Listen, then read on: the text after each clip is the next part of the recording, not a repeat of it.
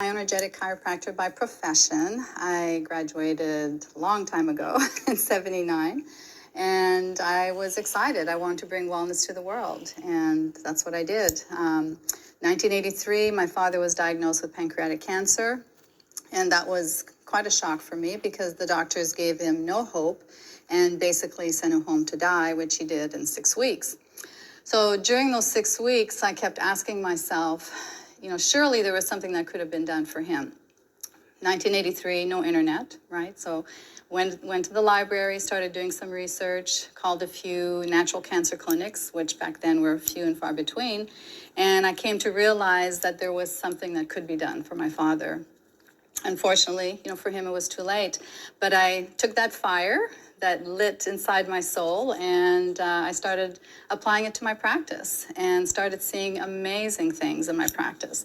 So people with autoimmune diseases and cancer and lupus and rheumatoid arthritis and MS, all these diseases were reversing. And it wasn't so much what I was doing, I was teaching them what to do, but they were starting to apply the laws of the universe and the laws of nature and taking responsibility for their health and making lifestyle changes, eating better, managing their stress, taking specific nutrients like homeopathy and tinctures, herbal tinctures, and really taking responsibility for their health. So talk to me about your own diagnosis and how it's kind of ironic because you were helping people and supposedly doing everything right. Yeah, so 25 years into my practice, I discovered I was, headed to work, and I was in the shower and did a, breast self-exam, and bam, there it was. And I knew innately that it was not a benign cyst. My gut just told me it wasn't right. So that was pretty shocking for me. Here I was, Dr. V, helping all these people, and yet here I was facing breast cancer. So obviously that led me down the rabbit hole of research and soul searching, and how could somebody like me develop breast cancer? I'd been eating organic before organic was in style. I breastfed all my children, had home births. I was under chiropractic care. I exercised, did everything right, or so I thought. And here I was with a diagnosis of breast cancer. Okay, so when you realized you had breast cancer, did you have the same fears as everybody else? Or, did you doubt yourself and your beliefs, because you had supposedly done everything right and now you have this diagnosis? Or were you like, nope, I'm good, it's 100% curable, let's get to work? Well, obviously, at first, there's that shock. How could somebody like me develop breast cancer?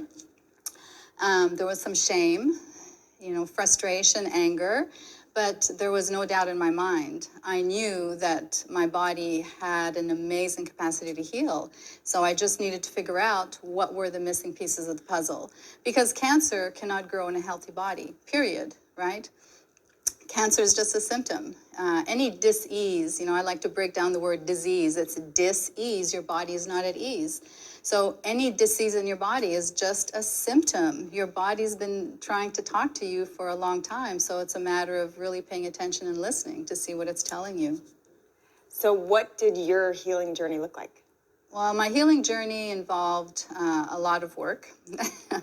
I did high doses of proteolytic enzymes, which basically weakens the outer coating or shell of the cancer cell. I did blood root internally and externally. I did a lot of homeopathy, naturopathy. I did a lot of cleansing, juicing, a lot of nutrients, a lot of resting, prayer, meditation, all those things, a lot of soul searching, and recognized that there were certain pieces of the puzzle that I had missed. What were the pieces that you realized were missing? For me specifically, I was very iodine deficient, and we know that iodine is extremely important when it comes to thyroid health and breast health.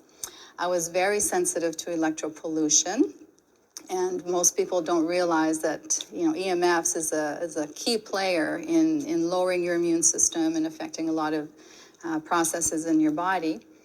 And the emotional component was very, very big for me. I was Dr. V, the super mom, super doc, taking care of everything and everybody. But on the inside, I was really the wounded child, and lived my life as an adult as a wounded child until I discovered, a lot of issues that I had to deal with from childhood, like sexual abuse and, alcoholism in the family. And once I learned to self-nurture and self-love, forgive myself, forgive others, healing took place. So Amazing. So how did you heal? Did you seek help from someone else or emotional guidance, or did you do it on your own? I did. I was, I saw a cognitive therapist. I did energy psychology with another therapist, things like EFT, rapid eye technology. I did several things. Journaling, meditation, things like that. And I did work with a integrative medical doctor who, monitored my progress. So. Okay, so let's just dive right into the 7 essentials of healing. Did you discover them on your healing journey, or did you already kind of know about them and apply them to your healing journey? So as I was going through my healing journey, and I realized that if it was frustrating and confusing for me to figure out really how to heal and what the steps were, imagine somebody who, hasn't had the time to do the research and do all the work. So I came to realize there were 7 simple steps that if you follow, you never have to fear cancer or any disease for that matter. So what is essential number 1? Essential number 1 is let food be your medicine. And that's pretty much a no-brainer. We know that cancer cells thrive in a very acidic environment, and a lot of the foods in the standard American diet are pretty acidic. The sugars, the sodas, the processed foods. So the goal is to be able to really move towards alkalinity.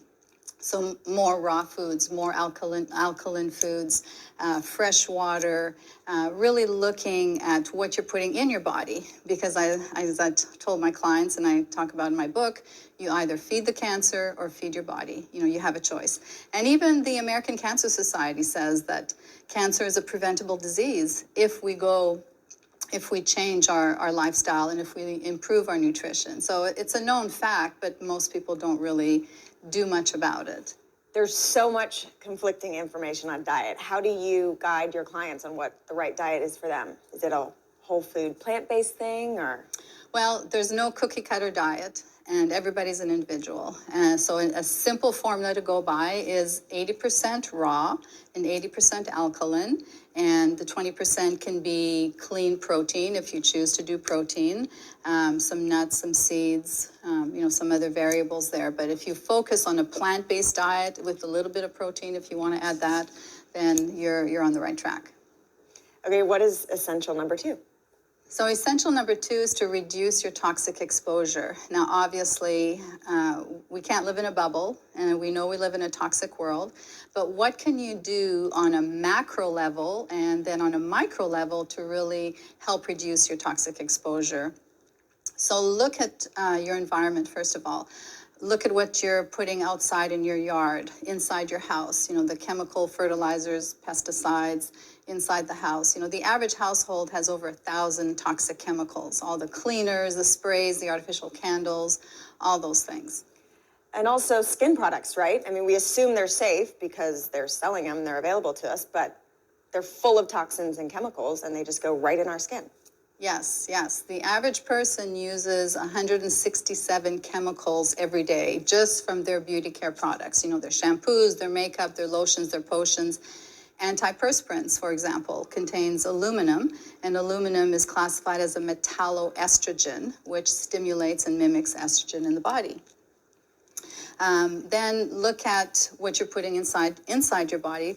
For example, we know that there can be toxicity buildup in the liver and the kidneys and the fatty tissue. Check for parasites, for viruses and bacteria and fungal infections, because those can be very toxic. And you mentioned EMF radiation. How the heck do we protect against unseen dangers like that? So EMF is really a huge issue. It's the deadliest toxin on the planet, I believe. You don't see it, feel it, taste it, but it's around us 24/7. So, for example, if you go to the website antennasearch.com, and I did it before we did this interview, there are over 800 cell towers and almost 3,000 antenna within a 1-mile radius of where we are. So imagine if an EMF wave can go through a brick wall, what is it doing when it goes through your body, right? And there's a lot of controversy. You don't really see that information on the national news. But if you go to the website bioinitiativereport.org, you'll see studies done by 29 independent scientists who gathered 10 years of data. And beyond a shadow of a doubt, DNA damage, suppression of the immune system, increased cancers, effect of hormones, and the list goes on and on. So what can we do to protect ourselves? Well, the good news is there's patented technology that you can apply to your electronics. You can put things on your cell phone, on your routers. You can wear a pendant that helps to protect your bioenergetic field. And you can do simple things. Don't carry your cell phone on your body. For example, there's on one of the blogs on my website, there's a woman who carried her cell phone in her bra. And within a year, she developed cancer and tumors in the shape of her cell phone. So, men and women, don't carry your cell phone on your body, and do little things. Turn off your router at night, when you go to bed, and don't have your cell phone by your phone, your head when you go to bed. So just, use them wisely and use protection. Okay, so what is essential number 3? So essential number 3 is to balance your energy. We are 1/billionth physical matter. The rest is all energy. Our cells communicate to each other through photonic light. Our acupuncture meridian is electrical. Our brain and nerve system is electrical. And so you have to look at things to help balance that energy. So what can you do? Well, acupuncture, chiropractic. People under chiropractic care have a 300% greater immune competence than those who are not. Exercise is a very simple thing that you can do to balance your energy. Balancing your hormones is very important. For example, women that are on thyroid medication are twice as likely to develop breast cancer than those who are not. So just making sure that your body's in balance. Something as simple as sleep. Did you know that if you don't get the right amount of sleep, it can turn off your cancer protective genes and turn on your cancer promoting genes? So simple things like that to help balance your energy. Amazing. And essential number 4? So essential number 4 is to heal your emotional wounds. Now, this is the big one because it's very easy for us to get caught up in the physical aspect of healing, the supplements and the coffee enemas, all these things that we like to do. But taking the time to slow down your thoughts, manage your stress, slow your body down is so important. Dr. Douglas Brody, a medical doctor, worked with cancer patients for many years, and he came up with 5 traits of people who develop cancer. And they're things like poor relationship with your parents or your significant other, not able to handle stress properly, having more of a depressive attitude, putting other people first. So there's traits that we can look at for people that develop cancer. And if from an emotional point of view, you're on your fight or flight mode all the time, we now know through research and science that these things drive the sympathetic part of your nerve system. Sympathetic is the accelerator, the parasympathetic is the brake. And that parasympathetic drive actually can stimulate the production of stress hormones and cancer. So how do you guide someone through healing emotional wounds? Sometimes they're buried so deep that we're not even aware we have them. It's really complex. It is. It's a deep issue. First of all, you have to take the time to look at it. A lot of women like myself who were, just busy juggling life, just stuff it, right? I'll deal with it later. But to transform your health, you have to transform every part of you, including your emotions. I often tell women that if you keep doing the things you've always done, you're going to get the same results, right? So a healing journey is not just about the physical aspect, but it has to include the emotional, mental, and spiritual aspect. So work with a professional counselor, work with somebody who specializes in energy psychology, things like EFT and EMDR and other things. Take time to meditate. We know that meditation slows down that sympathetic drive and stimulates parasympathetic drive in our body so that healing can take place. We now know, because of the science of psychoneuroimmunology, which means basically your thoughts affect your brain, which affect the rest of you. We know that there's a powerful connection there. The Heart Math Institute, for example, did an interesting study on the effect of our thoughts on our DNA. So they trained scientists to project their feelings to little petri dishes, I guess, of DNA. And so when they projected anger and frustration and guilt and hatred, guess what happened to the DNA? The telomeres, the ends of the DNAs fell off, the DNA shrunk, it didn't function very well. On the flip side, when they projected love, joy, and peace and hope, gratitude, then the DNA, didn't contract, it just expanded and was vibrant and healthy. Another example of that is with World War II vets. They showed vets pictures and movie films of Japanese kamikaze, flyers, and they measured their stress levels. And of course, when they saw that, the body increased in stress. So they took it one step further and they drew blood and put the blood in another room and measured the stress on the white blood cells. And at the same time that the World War II vet experienced this level of stress when he viewed these videos, his blood reacted the same way. They took it one step further and took the blood miles away at the exact same time that he experienced stress by watching that video. His blood reacted in the same way. Outside of and away from the body, that's wild. It is. So we can certainly see that, stress and our thoughts will affect our health, our immune system, our hormones. It's such an intricate part. So healing your emotional wounds is just such an important foundation for healing, because if you don't, you're not going to get well. And I see that all the time. So if you can change your lifestyle, but you still have those emotional wounds negatively affecting you, then you end up in the same place, right? Absolutely. So what is the fifth essential?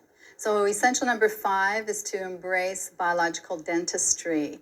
Now, most people don't realize that those silver fillings in their mouth are not silver at all, but they're an amalgam of different metals, mercury being 50% of that. And mercury is the most toxic element on the planet.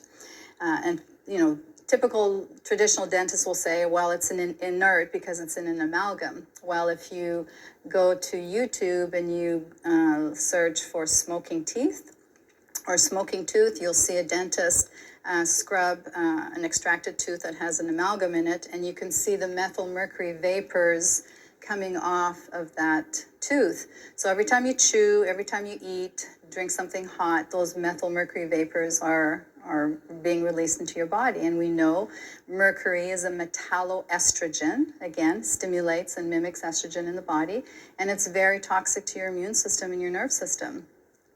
So from a chemical point of view, you have to look at what's in your mouth. From an energetic point of view, your teeth are connected to your organs through your acupuncture meridian system. So if there is a toxic tooth sitting on a meridian for the breast or for the prostate or for the liver, whatever, it can certainly have an effect energetically on how that organ can function. And when I was in practice and I did the bioenergetic testing, there was always a relationship with the dental piece and health.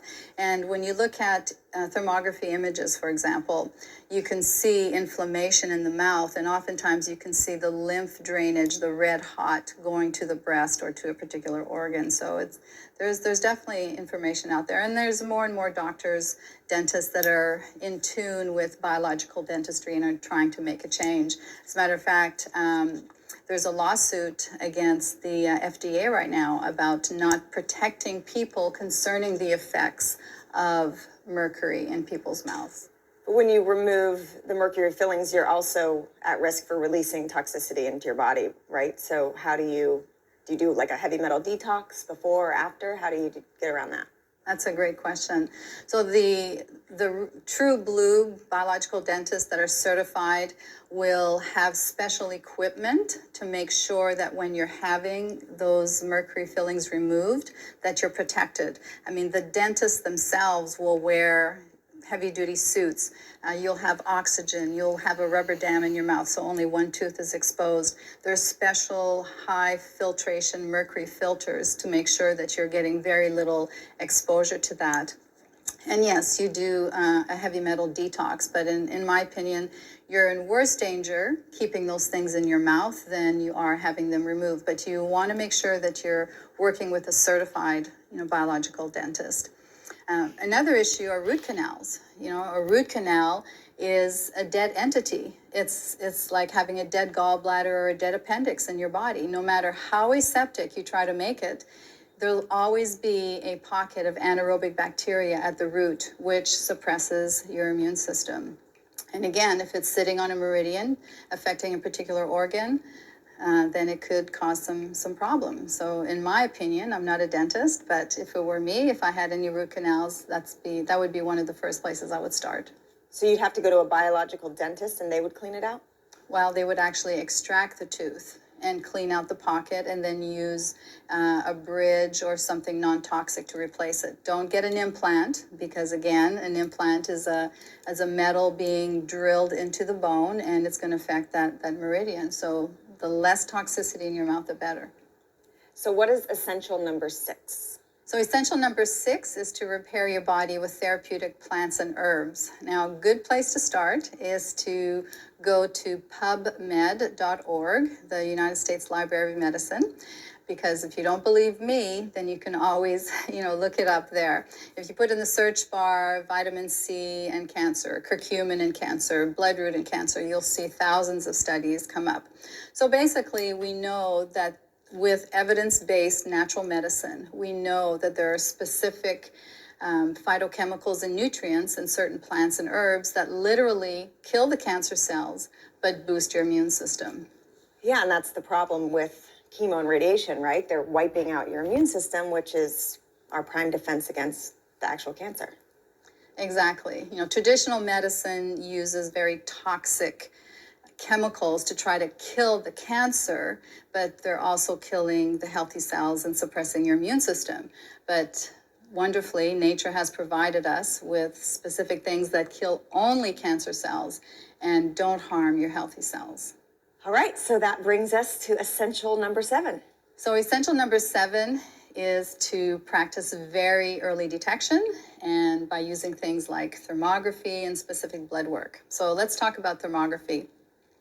We know that the pink movement has really led women to think that mammograms are the first place for early detection.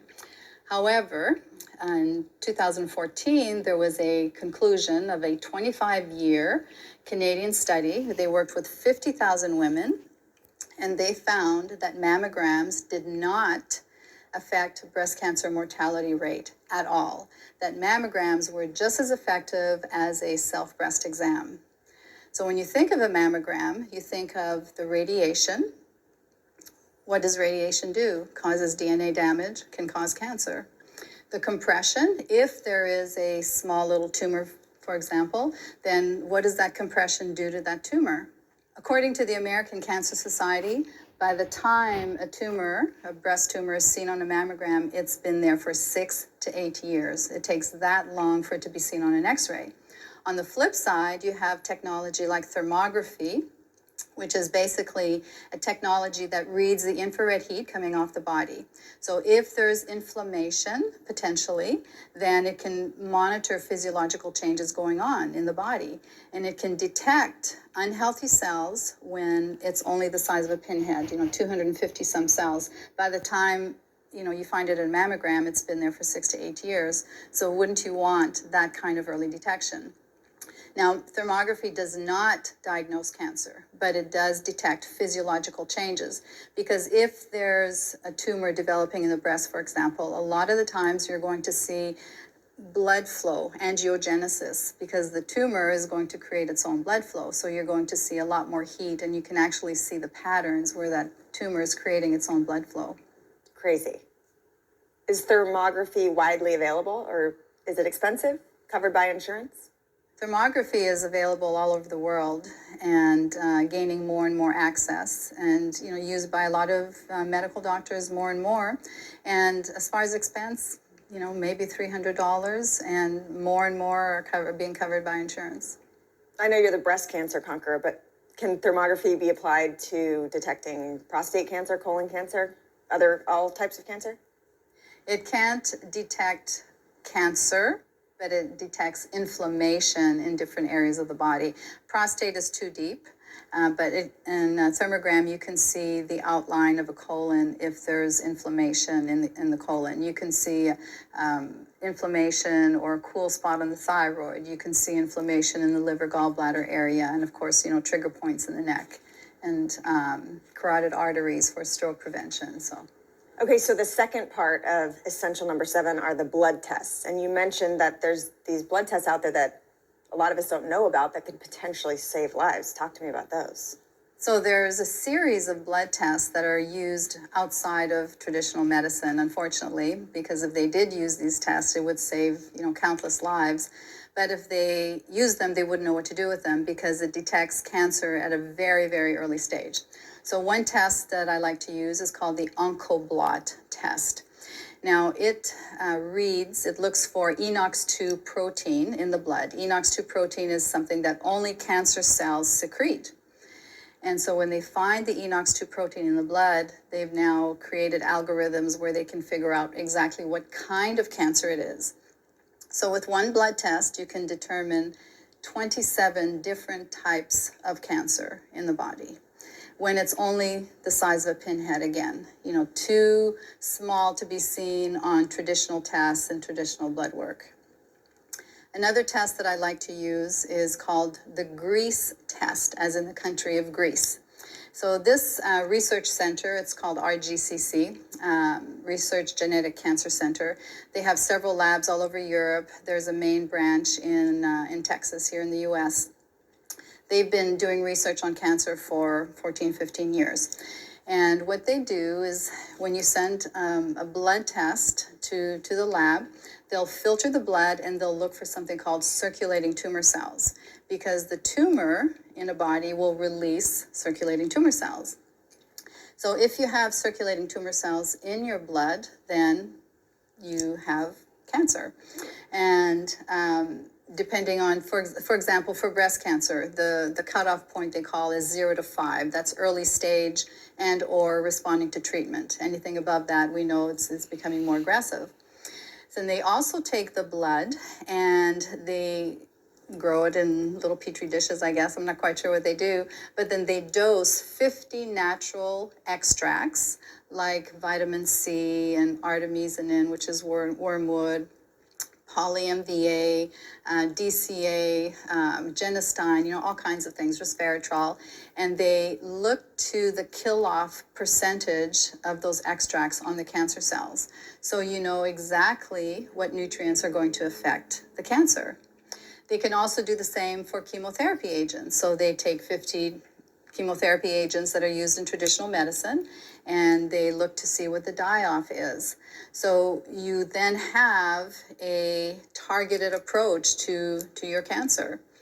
And the beauty of it is that after you're on this protocol for about 90 days, then you can see those circulating tumor cells come down. You can also check for stem cell markers. Now, this is an area where, again, traditional medicine really misses, because stem cells are kind of the root of the cancer. If you're told by your traditional doctor that you're cancer-free, they don't see anything on a scan, your traditional blood work looks good, then that's really a disservice, because you may still have circulating tumor cells. You may still have stem cells that are being produced that are going to drive the cancer and show up a few years later, and you wouldn't have a clue. I've heard you say something about stem cells and cancer. Like if you do chemo and radiation, the cancer might come back with a vengeance because you're not killing the stem cells. Is that true? Correct. So what happens when you do traditional treatments like radiation and chemo, it may shrink or kill the primary cancer, but it's not affecting the circulating tumor cells, and it creates more resistant cancer stem cells, so that years down the road, you wake up one morning and bam, it's in the spine, it's in the bones, it's in your lungs, and you didn't have a clue because doctors aren't monitoring that. You mentioned that you helped people work through multiple sclerosis, and MS is something that we think is incurable and rapidly degenerative. What did you do to help them heal? Well, MS, for example, is just another dis-ease. Again, diseases are simply symptoms that something is out of balance in the body. So with this particular person, which she happened to be a medical doctor, she came in a wheelchair, and she had a lot of metal fillings. She was very sensitive to electropollution. She was on a lot of medication. She had problems with her diet, was really out of balance, a lot of sugar, a lot of toxic foods, a lot of emotional stuff. And so we basically started working with her, bit by bit. And 6 months later, she's using a walker, and, within the year, she's walking. But it's a process. I tell people all the time, healing is like a marathon. It's not a sprint. What's taken 10, 12 years to develop, or perhaps your whole life, doesn't go away in a couple of months. You have to give your body time to heal and to reverse things.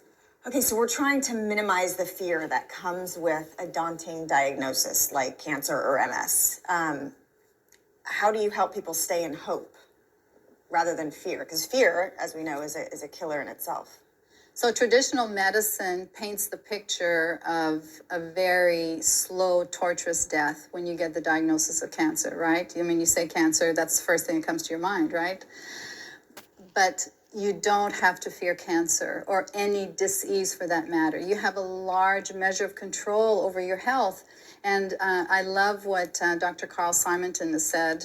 He wrote the book Getting Well Again, where we need to take a measure of responsibility, not just for our health, but also the emotional aspect that may have driven, that cancer, that disease.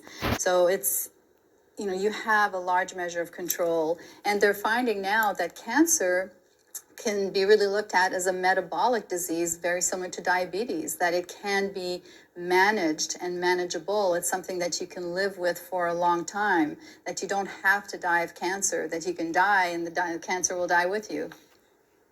Do you feel like the biggest component, or where it always starts, is with the emotional, and then perhaps that's wearing down your immune system to make you more susceptible to toxins and stuff in our environment? I would have to say that the emotional component is probably about 75%. And I know that's a big percentage, but I've worked with thousands of people from all over the world, and I have firsthand experience with it myself. So I know that the emotions play such a huge part. We know that our emotions affect our DNA, affect our ability to heal. There's little switches on our genes that can be turned off and on by our thoughts, by our lifestyle, by our stress, by the foods that we eat, the chemicals that we are exposed to. So emotionally, you're definitely looking at a serious pattern there. And books like Mind Over Medicine by Dr. Lisa Rankin. I mean, we know about the placebo effect, right? There's also the nocebo effect, where people are told that they're getting chemotherapy and you can expect these symptoms, and they have them. 50% of them have them. So the diagnosis, I call them doom and gloom doctors, who give people 6 months to live. They have no right to tell people that.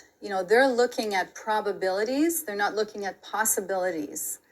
I was just talking to somebody the other day, and actually she sent me an email, and she said, the doctors told me I have 6 months to live. What can I do? And I said, don't listen to them. Don't listen to them, because you don't know what you can do to turn that around. There's always hope. Another client of mine, she was told by her oncologist that she was going to die in her bed, pissing all over herself, and she was going to die slow, torturous death. Now, why would you tell somebody that? The good news is she found me, and she started following the 7 Essentials, and she started applying these principles in her life, did a lot of emotional healing. She also did something called low-dose chemotherapy, IPT, insulin potentiating therapy. And she's reversing the cancer. She's alive and well. She still has a ways to go, but she proved them wrong. So when I hear things like that, it infuriates me, and it saddens me, because these people lose hope. And that's what happened to my father. They gave him 6 weeks to live. Bam. I mean, 6 weeks he was gone. It's so frustrating. By the way, the doctors who are telling their patients these probabilities are perpetuating that average because the patient buys into it and then spirals down to that outcome. Exactly.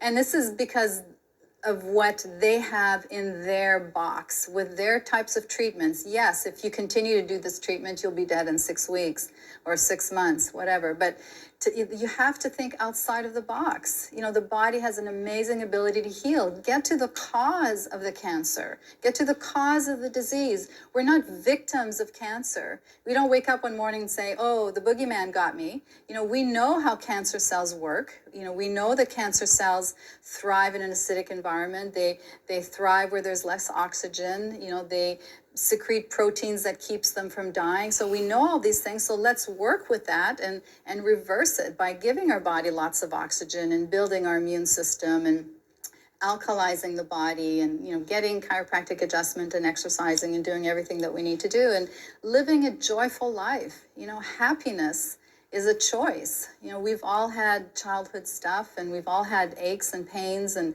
things that we've been wounded from, but happiness is a choice. And when you choose to live a happy life, I mean, your whole life opens up and changes. Yeah, so that's part of the purpose of the summit is to, you know, let people know that it's okay when they get that diagnosis to have that initial major reaction of fear and, you know, grief, and you have to go through those emotions and feel it. But then let's take a breath, create some space, and know that there's so much information out there and there's so many more options than we may be led to believe. And there's so many success stories and people who have healed in our situation. And, you know, the cancer or whatever you are facing, it didn't develop overnight. You know, it's chronic and we have time. It's, you know, not going to kill us tomorrow. Let's take that time to really find our support system and seek out options, you know, beyond conventional medicine or in conjunction with that treats the mind, body,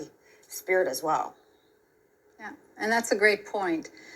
People have time. You know, you've been diagnosed with cancer. Well, it's taken 6 to 10 years to develop the cancer. It's not going to kill you tomorrow. So take a few weeks, take a month to really get settled, understand what you're doing, make an informed decision. You know, don't jump on that conveyor belt and, you know, go through all those radical treatments right away, because so many women I've talked to and worked with regret having done that. And like you said, it's not to say that traditional medicine doesn't have its place. Sometimes the tumor is so big you may need to radiate it or have surgery, but it's about finding that balance so you can support the body's healing. You use the term breast cancer conqueror. Why did you choose to use conqueror instead of survivor? Well, I chose breast cancer conqueror because to me, a conqueror is somebody who's had a more active role in their healing journey. You know, they've conquered, they've won, they're victorious. Whereas to me, survivor is just, well, I just barely survived what they've done to me. You know, whereas conqueror is energetically much more active, proactive, and it just feels better. Okay, so late stage cancer. Say it's Thursday or Friday and the doctor says, you know, here's what we're dealing with. It's aggressive, it's spreading. We're going to start aggressive chemo and radiation on Monday. How do you guide the patient through that? How do you make them, you know, take a breath? Well, with somebody who gets a, you know, late stage diagnosis, obviously there is a measure of a time factor there. But there's, rather than jumping into the full-blown chemotherapy that is going to cause a lot of toxic reactions and suppress your immune system anyway, why not do something that's less toxic? Insulin potentiating therapy, IPT, is a low-dose chemotherapy. It only uses 10%, and it's a very targeted therapy with, you know, fewer side effects. I mean, I know women who've had that done, and after they've had it done, they can go home, go shopping, and they don't lose their hair. They're not, you know, puking in a bucket for a week. I mean, they go on with life. There's all kinds of therapies, like vitamin C, IV, has been known to support the immune system and kill off cancer cells.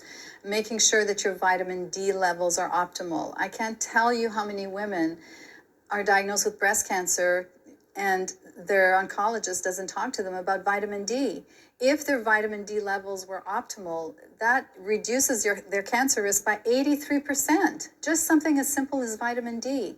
Making sure that your iodine levels are sufficient, because again, thyroid iodine deficiency can certainly affect your healing journey. Making sure that you're taking medicinal mushrooms and nutrient boosting supplements that help to keep your body strong. So do you have any fear that your cancer will come back, or are you constantly keeping tabs on yourself, your emotional health, your stress, your diet?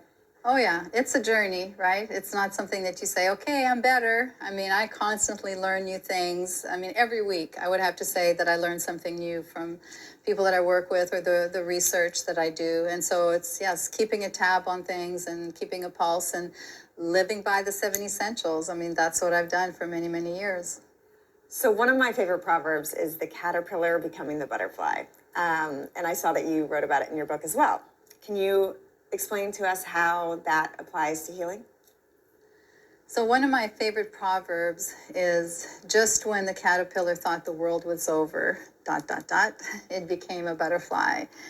So for women that are going through a healing journey, or anybody, and whether it's a physical healing journey, an emotional, a financial, relationship, spiritual, whatever, you get to that point where there's fear, it may be dark, you don't know what the future holds, but if you trust in the laws of the universe, you trust and believe in your ability, and you have the courage, and you're patient with yourself, then you will transform into a happier and healthier you. Because we all have a choice, right? We can be bitter or we can be better. And I encourage women to look at cancer as a gift. And I often, get some interesting responses. How is this a gift? But really, if you allow that healing journey to transform your life, not just the physical aspect, but the whole aspect, the emotional, the spiritual, the mental, you come out on the other side a much happier and healthier you in all aspects. So it is a gift. So in your work, do you help people reconnect with their passion or align with their purpose? Because I feel like we talked about the type C cancer personality before, and most of those people kind of forego their own passions to take care of others. Do you implement that in your work? Absolutely. Part of the healing process is really finding your true inner joy and your greater purpose. We all have a purpose on this planet, and we all have special gifts. So, figure out what makes you happy, what brings you joy, because oftentimes, the cancer or the disease may be a way for you to figure that out. Stop doing things that don't make you happy and make you miserable. Do things that bring you joy. So self-love and self-nurturing, especially when it comes to breast cancer. I love Louise Hay's work, You Can Heal Your Life. And she mentions how, breast cancer has a lot to do with not really nurturing yourself and not learning to love yourself. We all have that little inner child that no matter how perfect our upbringing may or may not have been, we can still love that person inside and take the time to do things that make you feel good, to, nurture your soul, whatever that may be for you. Okay, so what is your one takeaway message on healing? My one takeaway message on healing is that there's hope. Unfortunately, traditional medicine often takes away that hope. But if people realize that they have a measure of control on their health, and there's so many things out there that can support them in their healing journey, is that there's always hope. And you've seen that in your work, where people have been told by their doctors there's zero hope, they're sent home to hospice, and you've seen them make that transformation. I've seen people turn around because they were given hope. One of the quotes that I like to use with my team when we talk to women, and obviously we get hundreds of emails, sometimes every week, every month, and we want to treat them, people like Maya Angelou said, people will not remember what you said or what you did, but they'll always remember how you made them feel. And that's so important in our work, in letting women know they have a safe place to come where you will be heard and you will be nurtured and you'll be guided through this maze of information. And so you don't have to figure it all out by yourself. So do the 7 essentials go beyond just cancer? I feel like they should apply to all chronic illnesses. So the 7 Essential System is a step-by-step guide that teaches you how to improve your health. And whether it's cancer or whether it's any dis-ease in the body, if you follow that guide step by step, you never have to fear cancer or any disease for that matter. So after being in practice for over 30 years, I decided to retire. And I started sharing my healing journey with a few women here and there locally in the community. And they said, people need to hear this story. So I threw up a website in 2012, and one thing led to another. Then I started having women from all over the world contact me. One of my first clients was somebody from Slovakia. I mean, I didn't even know that country existed. And I guided her through her healing journey, and now she's using the 7 Essentials and teaching people in that area of the world in her language about healing, disease and breast cancer, and using the 7 Essentials. And I mean, I've worked with women in Australia, Europe, 20 countries all over the world. It's just been amazing. And I also felt led to write a book about my healing journey. It's called Heal Breast Cancer Naturally. And I have women emailing me all the time that said they followed the 7 Essentials and they're now cancer-free. Just the other day, I was in a doctor's office visiting a friend, and a woman from Trinidad said, "You're Dr. V. I read your book and I'm doing so much better." And, so to hear those stories is just so heartwarming, because you never know, the impact that you're going to have by sharing your own personal journey. Sometimes your biggest pain can be your biggest gift if you allow that to happen. I love that. So in your experience, why wouldn't a person heal or recover? Is it because they fall back into fear? They're not taking responsibility? They're making the same choices they've made? What patterns have you noticed in people that don't heal? So it's been my experience for women who don't heal when they're on a healing journey. There's often several issues. They're overwhelmed, and they're not taking time for themselves. They're not doing the emotional work. They're skipping a few of the steps. They figure, oh, that root canal is not bothering me. It's not going to make a difference. So you really have to take this seriously. You have to go through each of those 7 steps in order to achieve true healing. You cannot continue to be super mom and be the carpool mom and do all the normal activities, because if you were using traditional medicine, you'd be laying in bed.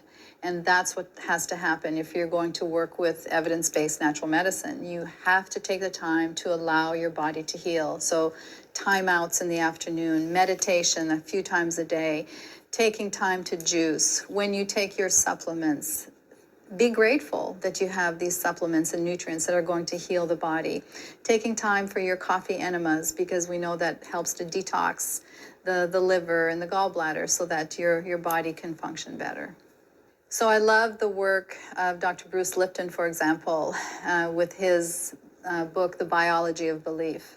We know that through the science of epigenetics, that your thoughts can affect how your gene expresses itself. And he's done, tremendous work to bring that in the forefront, so that people are realizing that, hey, they need to take responsibility for their thoughts and what they're thinking, because that will affect your health. So it's a fine line when we talk about taking responsibility for our health, or our thoughts and emotions creating our circumstances, right? Because we don't want to shift it to blame. We don't want to feel blame or guilt or shame for contracting an illness or getting sick. So how do we navigate that fine line? Right. No, that's a good point. really, a healing journey is about self-nurturing and self-love. It's not about beating yourself up because you didn't do this perfectly or you should have done that. You know, it's about the here and the now, and it's about going forward. And it's about introspective, you know, really looking inside and really being brutally honest with yourself. I mean, it's easy to skim over things. Oh, I'm fine. But being brutally honest and reading books that will help you to uncover the layers. It's like peeling an onion, right? You may have done some healing in the past, but there's more to, you know, get to the core issue. And that's life's journey. You know, we're all trying to improve on our life, but it's about being kind to yourself and not beating yourself up if you don't do everything perfectly. Okay, so say someone in our life, a loved one, gets a diagnosis and they don't necessarily, they're really, you know, pro-conventional medicine and they don't really have an open mind to see that there's other alternatives out there or that emotions and stress play a role. How do we help them open their mind, or how do we help them at all? So there will be some people that will hear this message and just won't resonate with it because they're just not ready to hear it, or it's just not for them. I have family members who had and have cancer and they chose to do traditional treatments. Everybody's on their journey. And when I work with women, sometimes their spouses may be supportive, sometimes they're not. Sometimes their friends are supportive, sometimes they're not. So it's about finding a community that's going to work with you and be supportive of the journey that you're on, but not everybody's going to get this. If you had to guess, what percentage of your clients who apply the 7 essentials end up healing? So it's difficult for me to keep statistics on people because sometimes I may work with them for a month or two and then, you know, I don't hear from them again. But in the last 6 months, I've been keeping statistics on the results of the grease test that we talk about and how the circulating tumor cells are decreasing. And I would have to say that 95% of the women who follow the protocol, we're seeing a decrease in their circulating tumor cells, and we're seeing some amazing things happen. And why do you think that 5% isn't healing? It's, you know, they're not doing what they need to do, you know, or, I mean, we're human, right? We're imperfect. We're going to die of something, right? And some women, you know, when you look at the emotional aspect of healing, sometimes people use dis-ease as a way to get something out of it, right? Whether maybe for the first time they're getting attention from their spouse or from their children, whether it's conscious or subconscious, there is an emotional component there that people thrive on that disease. And I can tell you within 10 minutes of talking to somebody if that's the type of person that they are, because they're attached emotionally to that disease and they're almost enjoying it, if that seems a little... 100%. Sometimes we get attached to that label or identity and we kind of use it subconsciously to seek attention or love. Yeah, which is sad because they like the drama and the trauma of it, you know, unfortunately. So we can, you know, we can't save the world. We try to, but it doesn't always work.